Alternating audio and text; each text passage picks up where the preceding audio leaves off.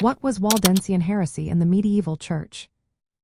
Imagine a group of people in the late 12th century who dared to challenge the powerful Catholic Church. This group, known as the Waldensians or the Prevalent, emerged in Europe with a radical vision.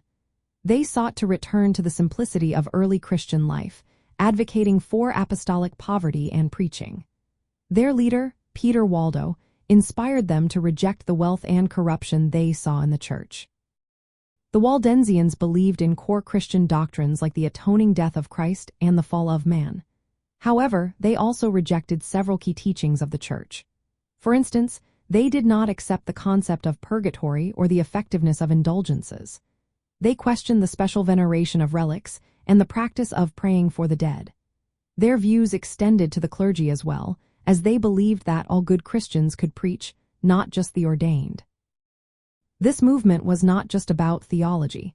It was also a critique of the church's ties to worldly power.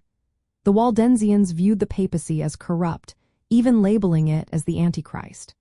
They believed that the church had strayed from its spiritual mission and had become entangled in idolatry and moral decay.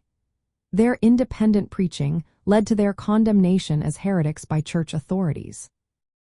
In fact, Pope Lucius III formally excommunicated them in the year 1184.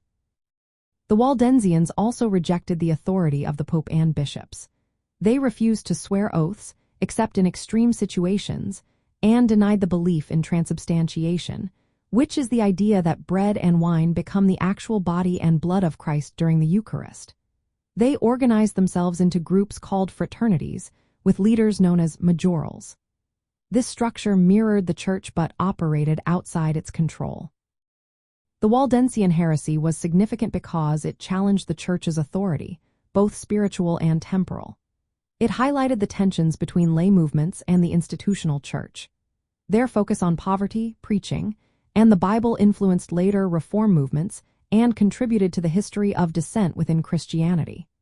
Despite facing persecution, the Waldensians adapted and survived, continuing to exist as a religious group today.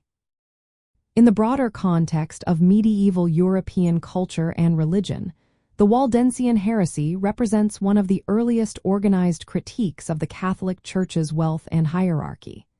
It illustrates the complex relationship between faith, power, and society during that time.